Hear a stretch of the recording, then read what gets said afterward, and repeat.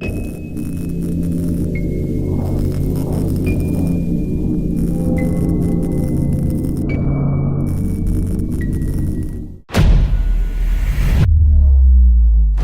friend worked as a forest ranger in the United States, assigned to a massive and extremely dense forest. His name was Daniel, and what he experienced there changed him forever. Once, during a casual gathering, I asked him something that had always bothered me. I told him that just looking at forests at night terrified me, and yet he spent entire nights deep inside them on duty. I asked him if he had ever experienced something so frightening that it stayed with him. After a brief pause, he agreed to share a story, one that had happened to him personally.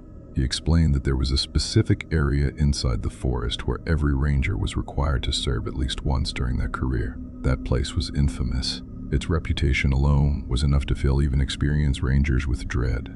No one wanted their duty assigned there. The reason was simple: whoever was sent there had to stay for an entire month without leaving. The location was so deep inside the forest that daily travel was impossible. Rangers had to carry a full month's supply of food and water, and once dropped off, they were completely isolated. The area was considered high risk because forest fires could start at any time. Even a small spark could turn into a disaster within minutes, destroying miles of woodland. Rangers stationed there were responsible for constant monitoring and had to alert the fire department immediately if anything went wrong. Eventually, Daniel was assigned to that very location. 2 of us were sent together. Believe me, after hours of traveling through nothing but forest, we finally reached the post. We had previously worked at forest towers, but this place was different. It was more like a small control station structure divided into 2 rooms. The back room was meant for rest, while the front served as the control room. It contained communication equipment connected to base control and multiple surveillance screens linked to cameras placed deep throughout the forest. A massive glass window covered the front wall of the control room, offering a clear view into the forest. We also had a trained ranger dog with us. The rangers who were being replaced were already packing up. We had to complete a handover before they left in the same vehicle that brought us. When we greeted them, their faces looked pale and exhausted, almost sick. Yet they seemed relieved, desperate, even to leave. One of them warned us very firmly. "Lock your room by 8 p.m., he said. "No matter what happens, if someone knocks on the door at night, do not open it." The warning felt strange, but there wasn't enough time to ask questions. They were in a hurry to leave. Our duty schedule required us to patrol the forest every 6 hours, 6 a.m., 12 p.m., 6 p.m., and 12 a.m. They told us that daytime patrols could be done alone, but nighttime rounds must always be done together. By the time they left, we were already feeling uneasy. It was already evening, and by the time we checked the clock, it was close to 8 p.m. We knew that the next patrol was scheduled for midnight. We rested for a while, studied the map, and carefully reviewed the patrol routes. Understanding the terrain was part of our training, and we had already gone through pre-deployment briefings, so I won't go into every technical detail. Outside the main control room, there was a small separate space built specifically for the ranger dog. A microphone was installed there as well, so if the dog barked, the sound would come through clearly on the speakers inside the control room. Several LCD screens were mounted on the walls, each displaying footage from different cameras placed throughout the forest. Some of those cameras were installed near designated camping areas, where visitors were allowed to light control fires. These cameras were meant for their safety, but we monitored them constantly. We freshened up, ate our meal, organized our gear, and then settled in front of the screens. At exactly midnight, we put on our full uniforms, safety boots, and grabbed our torches before heading out for the patrol. We had experienced patrolling forests before, but this place was different. The trees were thicker, the darkness heavier, and the silence more oppressive. We both knew that if something went wrong here, help would not reach us anytime soon. As we walked deeper into the forest, our walkie-talkies suddenly crackled with a strange static sound. What made it unsettling was the channel it came from. It was the base control channel, the very control room we had just left behind. I stopped and looked at my partner. "That's not possible," I said. "There's no one back at the base. How is the walkie-talkie transmitting like someone is holding the button down?" My partner looked just as confused. Without saying much, we decided to turn back. As soon as we approached the control room and reached the glass window at the front, the sound stopped.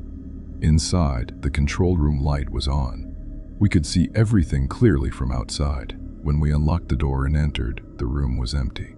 That alone wouldn't have been strange, but the room had been locked from the outside. There was no way anyone could have entered. That's when our dog started barking violently, as if it were desperate to break free and run. We released it, and it immediately sprinted inside, then rushed into the washroom. It began barking fiercely at the drain, then ran outside again and started barking toward the path leading deeper into the forest. We noticed leaves rustling violently, as if something had just escaped through the small ventilation opening and vanished into the trees. We shone our torches in that direction, but nothing was there. Still, it was clear whatever had entered had come through the washroom drain and exited the same way. The first thing we did was seal that drain shut. The panic lingered long after. We couldn't tell whether it was an animal or something else entirely. Later, I lay down on my bed while my partner stayed on duty in the control room. Our shifts rotated every 6 hours. That first night, he handled the watch. He completed the 6 a.m. patrol without incident, and thankfully, nothing unusual happened. But the next night, it would be my turn. The next few days passed quietly. Patrols went smoothly. Nothing strange occurred. We started convincing ourselves that the first night had been nothing more than coincidence. People talked about that area whispers of terrifying and mysterious events, but we hadn't seen anything else.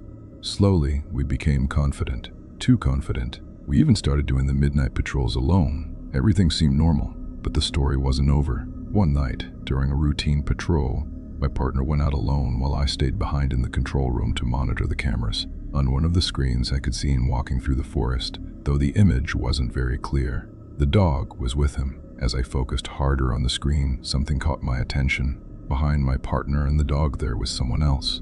At first, it looked like nothing more than a dark blur, a black shadow moving unnaturally close behind them. My heart began to race. I grabbed the radio and called out, "Daniel, look behind you.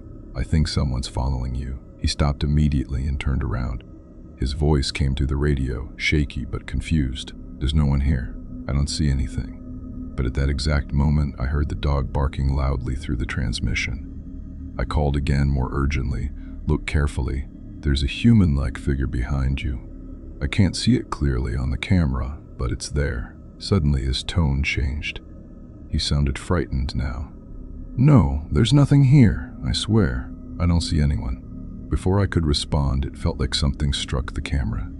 The feed jolted violently and the camera angle shifted. The image I had been watching disappeared completely. Then I heard it. A scream. Daniel's scream echoed from deep within the forest. I bolted out of the control room and ran toward the sound, shouting his name. I could still hear the dog barking in the distance, but Daniel didn't respond. I ran blindly through the trees, clutching my torch, panic flooding my body. The barking guided me, and when I finally reached the spot, I saw Daniel lying unconscious on the ground. I tried shaking him, calling his name, but he wouldn't wake up. I should explain something here. Inside the control room, there was a microphone system connected to large speakers mounted on the roof. Anything spoken into that mic would echo far across the forest. We used it to warn campers if they violated forest rules, and we couldn't reach them immediately. As I tried desperately to wake Daniel, I suddenly heard something from those speakers. A voice, not a clear voice, more like a deep, distorted murmur, as if something was trying to speak but didn't know how. It was pushing strange, broken sounds into the microphone, one after another. That's when it hit me. In my panic, I had left the control room door open. Fear gripped me. Daniel was unconscious at my feet, and whatever that voice was, it had access to the control room. I was trapped between two horrors. I tried again to wake Daniel, but he wouldn't respond. With no other choice, I lifted him onto my shoulder and started moving toward the control room. Just then, heavy rain began pouring down. The ground turned muddy, and every step became harder than the last. I was slipping, struggling to keep my balance while dragging his weight. Then the sound changed. From the speakers, old music started playing songs from the 1960s or 70s. The melody echoed through the forest, twisted and wrong. Imagine this. You're deep in a forest, alone in the rain. Your partner is unconscious. Something unknown is inside your control room playing with your equipment, and you can't do anything to stop it. That was my reality. Terrified, I kept moving forward. I kept moving toward the control room, terrified with every step. As I got closer, I gently laid Daniel down beside a tree. I needed to see for myself who or what was inside before dragging him any further. The rain was pouring heavily now, soaking everything around me.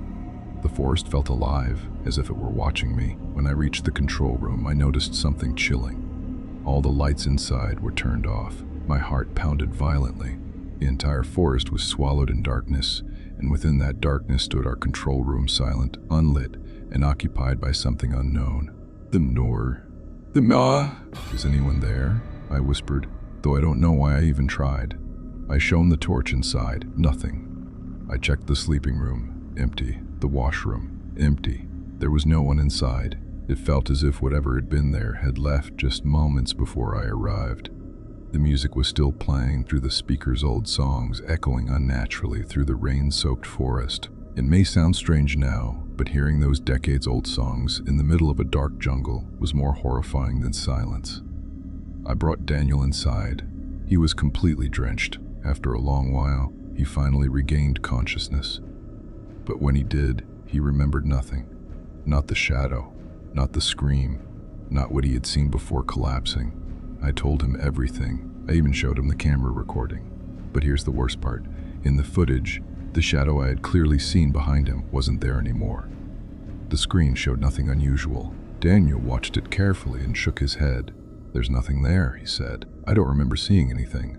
The moment when I had warned him the exact time we had spoken over the radio was completely missing from his memory. He was otherwise normal. That was when I finally understood something. This place wasn't safe. Not in any way. The rain continued throughout the night. I stayed awake in the control room while Daniel rested. Through the large glass window, I could see the forest swaying violently in the storm. Every shadow felt threatening. Fear sat with me until morning. Around 4 a.m., exhaustion finally took over. I rested my head on the table and drifted into a light sleep. I don't know how long I slept, but suddenly I felt something. Even with my eyes closed, I sensed movement. I felt as if someone was standing outside the glass window watching me. Then the shadow moved. It paused, as if observing the inside of the room, and then slowly passed by. Still half asleep, I told myself it was just a dream. But when I fully woke up, I knew it wasn't. I grabbed the camera joystick and began rotating the nearest camera, scanning every direction. Nothing appeared until I turned it toward the back of the control room. That's when I saw it. Legs. Just legs. As if something extremely tall was standing there, too tall for the camera to capture its upper body. At first, I thought it might be a tree trunk, but then I realized trees don't stand that close. Something was there, and it wasn't human. Fear crept into my chest like ice. The location of that shadow, those legs, was exactly behind our room. I froze. My hands trembled, but I forced myself to stay calm. Slowly, carefully, I stood up from my chair. My heart was pounding so loudly, it felt like it would give me away. I told myself I would open the door quietly, just enough to see what was out there. If something was standing behind the control room, I needed to know. I moved inch by inch, reached the door, and slowly pushed it open. What I saw made my blood run cold. Something massive was standing there. Its body was tall, unnaturally tall. Its head was bent downward, as if it were staring at the ground. I couldn't see its face clearly, but I knew one thing for certain. It had not seen me. I immediately shut the door without making a sound and returned to my seat inside the control room. The lights were off. From outside, no one or nothing could see me. I stayed there, frozen in fear, waiting for the night to pass. This wasn't one presence. There were multiple things in this forest. The rumors were true. Morning finally came. At 6 a.m., it was time for patrol again. When I checked the cameras, whatever had been outside was gone. I woke Daniel, and we went out together. From that point on, we became extremely cautious. The activity around us was increasing with each passing day. We repaired the camera that had been struck earlier. It was still functional, only its direction had been forcefully changed. The following night was eerily quiet, too quiet. We completed the midnight patrol without incident and returned safely. Around 1 a.m., Daniel woke me up urgently. "I can hear a girl crying," he whispered, from inside the forest. We rushed to the control room and checked all the cameras. One camera located nearly 3 kilometers away showed something that made my skin crawl. A girl was sitting there. Her head was buried between her knees. She was crying. I looked at Daniel and said firmly, "This is a trap, don't believe it." He hesitated. "What if she's real? What if she got separated from her group?" I shook my head. "Wait, trust me." We kept watching. The microphone outside was active, and her sobbing echoed through the forest. As she cried, her voice grew louder, unnaturally loud. She looked fragile, thin, delicate, yet her cries filled the entire jungle. Even the animals had gone silent. Slowly, her sobbing turned into screams. Her body began to shake violently. "That's enough," I said. "Now do you see?" She lifted her face from her knees. Her eyes were black. Her teeth were black. A dark liquid oozed from her mouth. She stood up and walked toward the camera, screaming as if warning us. Then she vanished. The forest fell silent again. We were shaken to the core. Days passed like this. These entities made their presence known again and again, but they never directly harmed us. They tried to lure us, to trap us. But we learned how to survive there. One day, we received a call from base control. A couple had gone missing inside the forest. They had entered the area nearly 3 days ago and had not been heard from since. A missing persons report had been filed and all ranger towers across the forest were being alerted. Shortly after, we received an email containing photos of the couple and their vehicle. We printed the images in color and pinned them to our board. Base control instructed us to increase patrol frequency. They also informed us that a vehicle and an additional ranger would be sent to assist us. Our task was to patrol every accessible area within several kilometers of our assigned territory and search for the missing couple. Time was critical. The couple didn't have enough food to survive much longer. There was a 90% chance, according to base control, that they had wandered into our territory by mistake. Day after day, we patrolled tirelessly. We searched on foot. We monitored cameras all night, but there was no trace of them. One night, while I was on duty in the control room, something unusual caught my attention. On one of the screens, camera number 8, I noticed what looked like headlights. That camera was positioned near a lake. I focused the feed, and as the light reflected off the lens, the glow illuminated the entire control room screen. It looked like a vehicle approaching from deep within the forest. Suddenly, a 4x4 vehicle sped past the camera. I didn't get a clear look at the license plate. It was moving too fast. But my instincts screamed that this was the same vehicle from the missing couple's report. I immediately woke the others. "Get ready," I said. I just saw a vehicle inside our territory. Before we could leave, the radio crackled. Base control contacted us using the coded channel. "Movement has been detected in your area," they said. "One of the towers has confirmed it. Repeat, movement detected. Proceed west immediately." I responded, "I saw a vehicle on camera. Can you confirm if anyone has permission to be in my territory?" There was a brief silence. Then came the reply, "No, no one is authorized to be there. Follow the vehicle." We didn't waste another second. We got into the vehicle and headed toward the lake near camera 8. The terrain was rough, slowing us down, but we pushed forward. After about 15 minutes, we reached the location and followed the direction the vehicle had gone. We searched for hours. Nothing. Just as we were heading back, we passed through a high ridge, and that's when we saw it. Far below, deep inside the forest, headlights. Hope surged through us. We turned the vehicle around and rushed toward the light. This time, we were close. When we reached the spot, we saw the vehicle parked there. The engine was still running. The driver's door was open, but there was no one inside. It looked like whoever had been driving had stepped out moments earlier. Weapons drawn, we cautiously moved downhill, following the path ahead. That's when we saw it, a cave. And from inside that cave, deep echoing sounds. The cave was large, far larger than it appeared from the outside. The echoes made every sound feel heavier, distorted, as if the cave itself was breathing. We switched off our vehicle and moved forward silently, using the rocks and trees as cover. From inside the cave, we could see a fire burning. The orange glow flickered against the stone walls. There were people sitting around it, but something was wrong. Their shapes were strange. Their height, their posture, nothing about them felt normal. They didn't move like humans. They didn't sit like humans. And among them, I saw a boy and a girl, the missing couple. They were sitting quietly, staring into the fire, completely lifeless, as if they were awake, yet not conscious. Their eyes were open, but empty. Around them were others, not human. Their faces were barely visible, but their bodies were twisted, disproportionate. Some were unnaturally tall, others crouched low, almost touching the ground.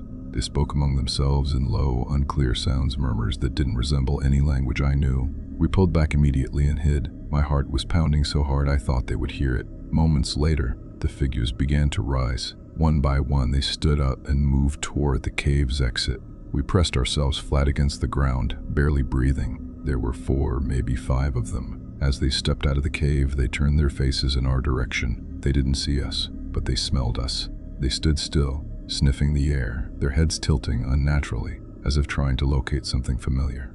I was certain this was it, that we wouldn't survive. Then, for reasons I still don't understand, they turned away. Slowly, silently, they vanished into the forest. We waited. Minutes passed. Then more. Only when the forest returned to complete silence did we move. We entered the cave. Up close, the couple looked worse than we imagined. They were alive, but barely. Their bodies were weak, their movements slow, their expressions empty. We tried to help them up, but they resisted. They didn't want to leave. They weren't fully aware of where they were, who we were. It was as if their minds were trapped somewhere else. "We're here to save you," I said repeatedly. "You're not safe here," they screamed. They fought us. Every sound felt dangerous. We were terrified that the others would hear them and come back, but we had no choice. Using force, we dragged them out of the cave and toward the vehicle. They cried, shouted, begged us to stop, but we didn't. We couldn't. We got them into the vehicle and drove away as fast as the terrain allowed. Only when the forest disappeared behind us did we finally slow down. Back at our station, we gave them food and water. Slowly, their condition began to improve. When they were stable, we asked them what had happened. They remembered nothing. No cave, no forest, no people, just blank space. They were taken away shortly after. We were praised for finding them, but only we knew the truth.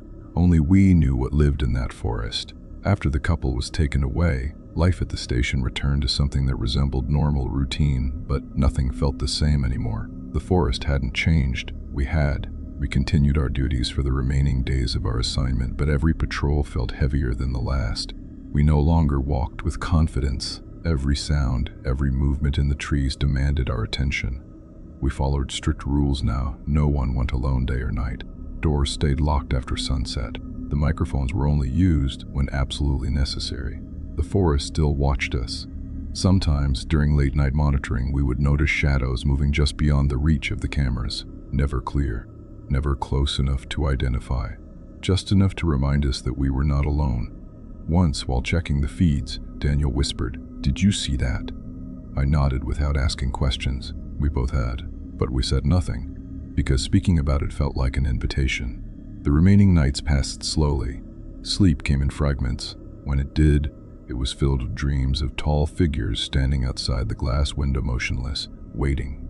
On our final week, nothing dramatic happened. No screams, no shadows, no traps. That silence was worse than anything else.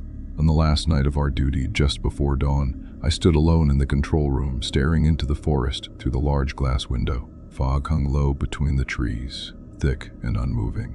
Then I noticed something. Deep within the fog, far beyond where the cameras could reach, something shifted. It didn't approach. It didn't retreat. It simply acknowledged me.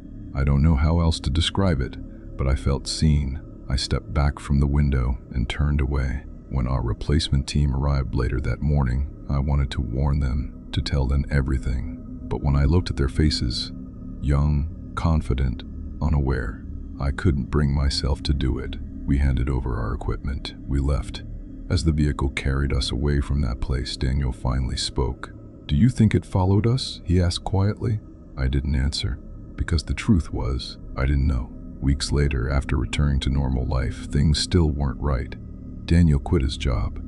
I stopped going near forests altogether. Sometimes, late at night, I still hear old music playing in my head, songs I had never listened to before that place. And sometimes, when I'm alone, I feel the same sensation, like something tall is standing just behind me, not touching, not speaking, just waiting. That forest was real. Those things were real. And some places are not meant for humans to stay too long. Even after everything ended, I couldn't shake the feeling that the forest had marked us. At first, I tried to dismiss it as trauma, something the mind does after surviving fear for too long. But the signs kept returning in small, quiet ways. Daniel told me he had started waking up at the same time every night, 12:12 a.m. exactly the time of our midnight patrols. He said it didn't matter where he was, at home, at a friend's place, even in a hotel once. His eyes would open without warning, and he would sit up in bed listening as if expecting to hear something outside the door. And sometimes he did. A faint tapping. Not loud, not violent, just a slow, patient knock. He never opened the door. Neither did I when something similar started happening to me. For me, it began with a sound.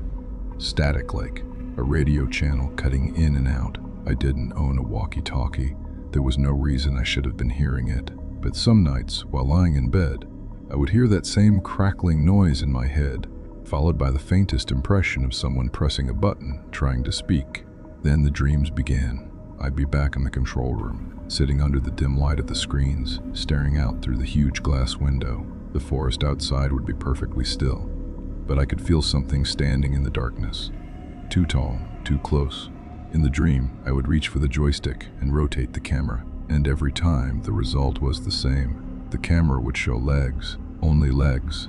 Then I would wake up, drenched in sweat, convinced I wasn't alone. Daniel eventually admitted something else, something he had never told me during our assignment.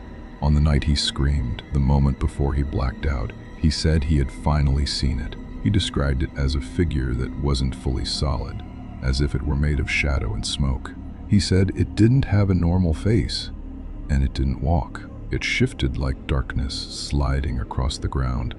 He told me the dog had gone silent for a moment, as if it too was frozen by fear. Then the dog started barking again, but the sound wasn't normal. Barking, it was desperate, like the dog was crying. Daniel said the figure came close enough that he could feel it, not with touch, but like cold air pushing through his chest. Then he heard something right beside his ear. Not words, a sound, like someone trying to imitate speech without understanding how human voices work. After that, everything went black. When he told me this, I felt sick, because it matched exactly what I'd heard through the speakers. Those distorted murmurs, those broken sounds, like a thing experimenting with language. We both understood something then. Whatever lived in that forest wasn't just haunting a place. It was learning, watching, testing. And the traps, the crying girl, the music, the shadows weren't random. They were deliberate. They were designed to pull us out of safety, to make us choose wrong. And we had survived only because we refused. But survival didn't mean escape. Not completely. After that conversation, Daniel and I stopped talking about the forest altogether. Not because we had forgotten it, but because speaking about it felt dangerous. Like we were pointing a flashlight into the dark and hoping nothing would look back. For a while, things stayed quiet. No knocks, no static, no dreams. Just enough silence to make us believe, even for a moment, that maybe it had all ended. Then, one evening, Daniel called me. His voice was low, strained. "I think it's back," he said. I asked him what happened. He told me he was driving home from work when he noticed something in his rearview mirror, far behind him on the road. At first, it looked like a tall man standing near the trees, motionless, facing the road. Daniel assumed it was just someone walking along the highway, but as he drove, the figure remained visible, not because it was following, because it never moved. Yet somehow it kept appearing again and again, at different points along the road, always near the trees, always standing in the same posture. Daniel said every time he looked away and looked back, it was closer, not by walking, by being there, as if distance didn't matter to it. He reached home shaking. He locked every door and window and turned on all the lights. He tried to calm himself down by watching television, but he couldn't focus. At exactly midnight, the power flickered.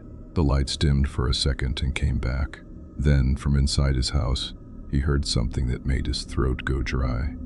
A faint melody, old music, a song he didn't recognize, but one that felt exactly like the sound that had echoed through the forest speakers.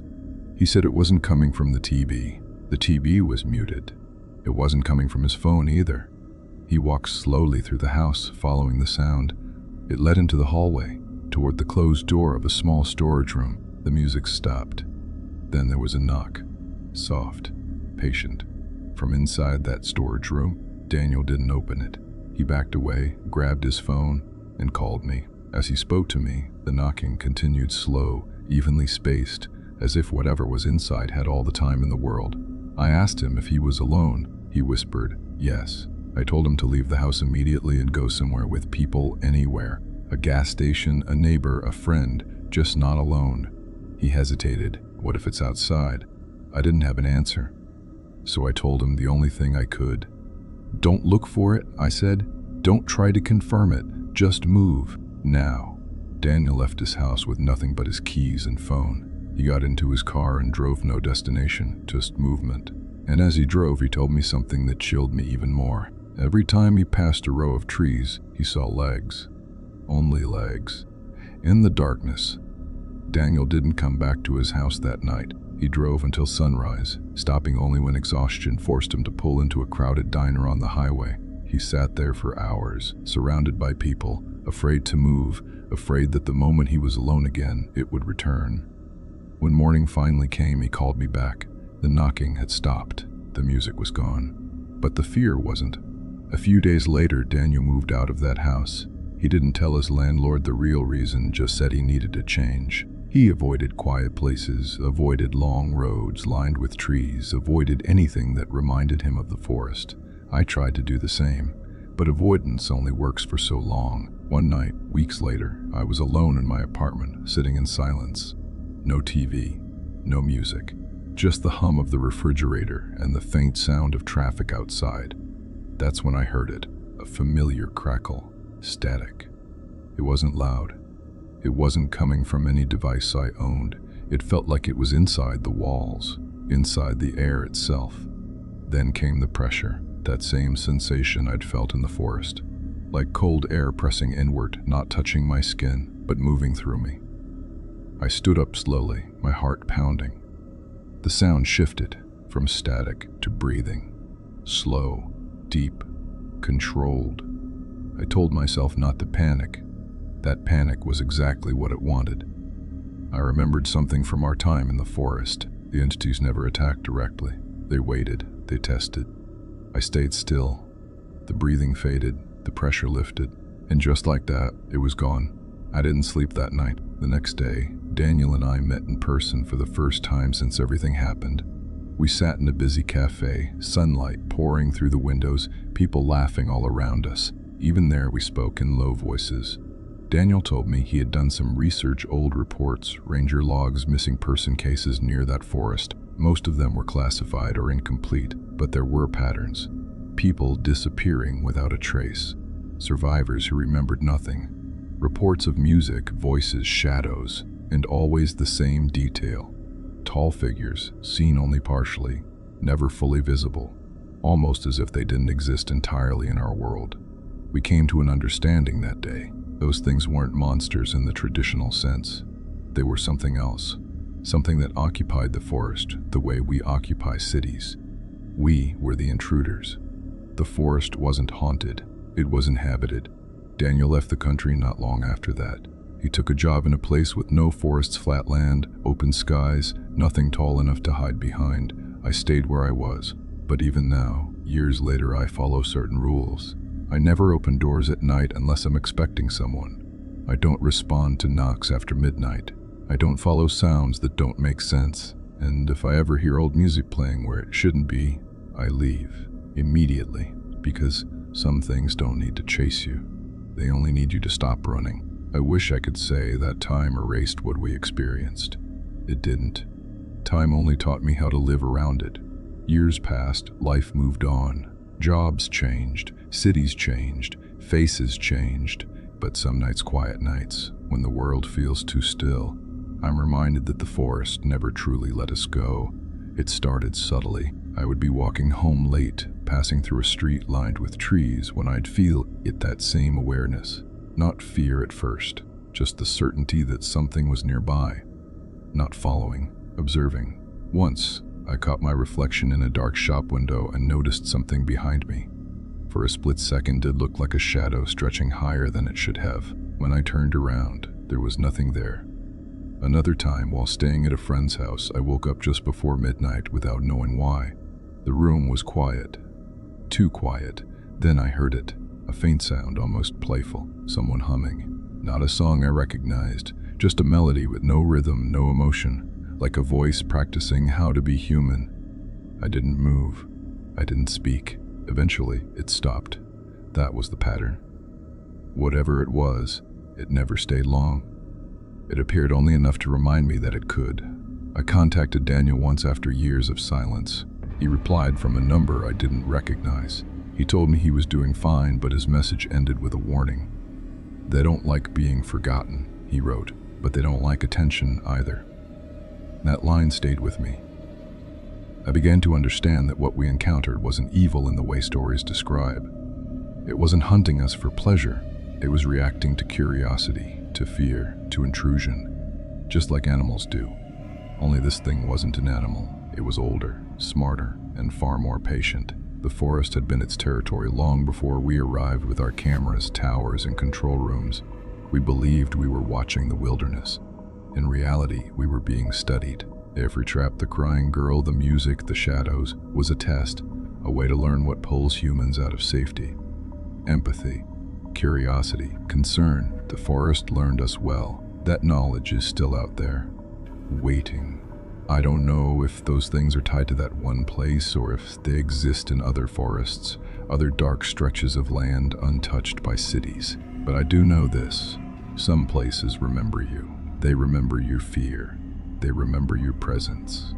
And if you listen closely enough, on the right kind of night, you can feel them remembering. So if you ever find yourself deep in a forest and hear something that doesn't belong, music, crying, a voice calling your name, don't investigate, don't answer, and don't assume that silence means safety, because sometimes silence is just patience. I'm telling this story for one reason, because people underestimate how real fear can be when it comes from something you can't understand. Most people think danger has a shape, a person, an animal, a weapon.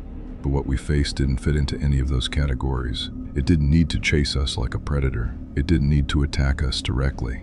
It only needed to push at the edges of our minds until we made one mistake. And for a long time I wondered why it never killed us. Then, slowly, the answer became clearer. It wasn't trying to destroy us. It was trying to learn us. The missing couple proved that. They were alive. They were breathing. But their minds were drained. Their memory had been emptied like a container. They were brought back physically, but something important had been taken. And when I think back to the cave, to those figures sitting around the fire, I don't believe they were simply holding them. I believe they were studying them, watching how humans react when isolated, when scared, when surrounded by something unknown. And the forest gave them endless opportunities to do it. Every year people get lost. Every year someone wanders off a trail. Every year someone thinks they can handle the wilderness alone. Most of them never return. We call it nature. We call it accidents. We call it bad luck. But sometimes it's something else. Sometimes it's a territory you weren't meant to enter. I still remember the way the old rangers looked when they handed over the post to us. The exhaustion in their eyes, the relief in their voices. At the time, I thought they were just tired. Now I understand. They were survivors, and their warning was the only reason we lasted as long as we did. Lock the door by 8 p.m. Don't open it for anyone. Never patrol alone at night. Simple rules. The kind of rules that sound foolish until you've lived through the reason behind them. Even now, when I see forests in movies or road trips, when I see people camping freely under the trees, laughing around a fire, I feel a coldness in my chest. Not because I think every forest is the same, but because I know what can exist in places where humans rarely go, and because I know how easily a human can be pulled out of safety. A cry for help, a voice in the dark, a shadow moving between the trees. It doesn't take much. So if you take anything from this story, let it be this. If you're deep in the woods and something tries to lure you, ignore it. If a door knocks after midnight, don't answer it. If your gut tells you something is wrong, listen. Because the worst danger isn't always the thing you can see. Sometimes the danger is the thing that knows how to make you step outside. And once you do, it doesn't need to run after you. It already knows where you are. There is one last detail I've never shared with anyone before. Not with Daniel, not with any official report, not even with myself until now. On our final day at that station, just before we left, I went back into the control room alone. The others were outside, loading equipment into the vehicle. I told them I'd join them in a minute. The room felt different. Empty, but not abandoned. I stood there looking at the screens one last time. Most of the cameras showed nothing but trees and fog. The forest looked calm, almost ordinary. Then I noticed something odd. One of the monitors was active.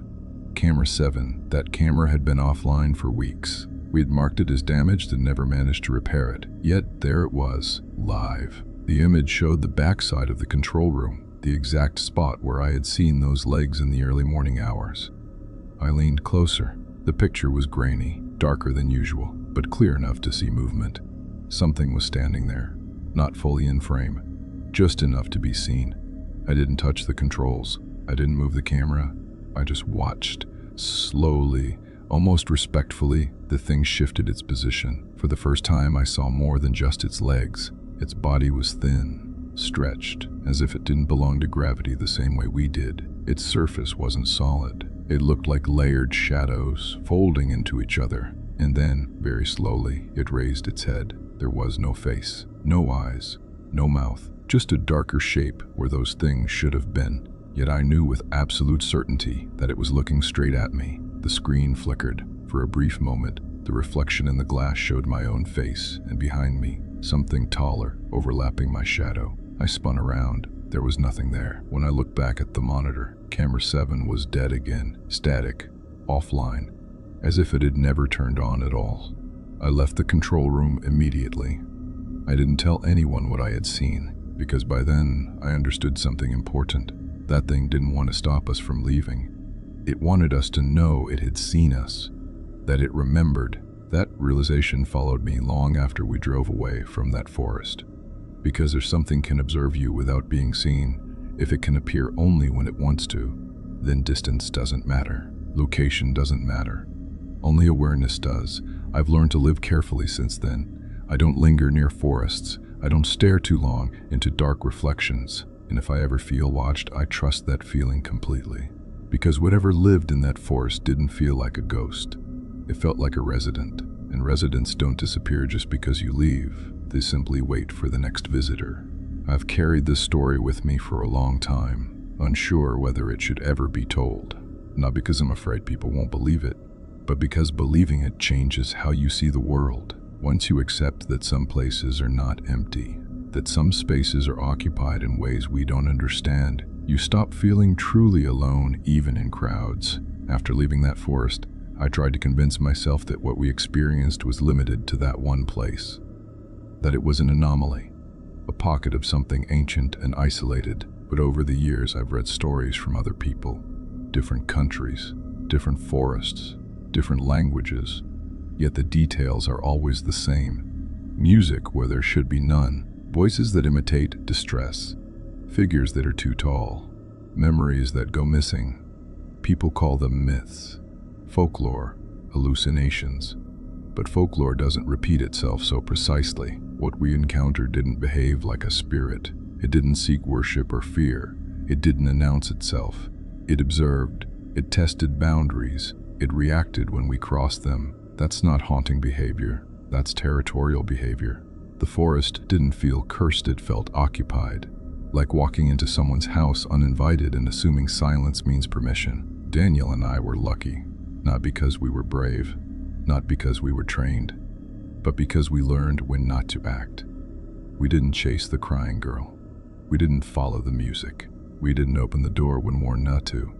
And most importantly, we didn't assume we were in control. I still think about the couple sometimes. They survived, yes, but survival isn't always complete. Some wounds don't bleed. Some damage doesn't show up on scans. And sometimes what's taken isn't something you can explain. If you're listening to this and you enjoy hiking, camping, or spending time in remote places, I'm not telling you to stop. I'm telling you to respect the silence. Don't assume every cry is human. Don't assume every voice wants help. Don't assume every shadow is empty. And if you ever feel that sudden, unexplainable urge to leave a place, leave. Don't argue with it. Don't reason it away. That instinct exists for a reason. Because there are things that don't need to chase you, scare you, or harm you directly. They only need you to stay. One step longer, one moment too curious, and by the time you realize the mistake, you're already outside the light. The forest I worked in still exists. People still hike there. camp there, disappear there. Most return, some don't, and the forest doesn't care which ones do. So if you ever find yourself deep among the trees and the world goes quiet, unnaturally quiet, remember the story, remember the rules, and remember that silence doesn't always mean you're alone. Sometimes it means you're being watched,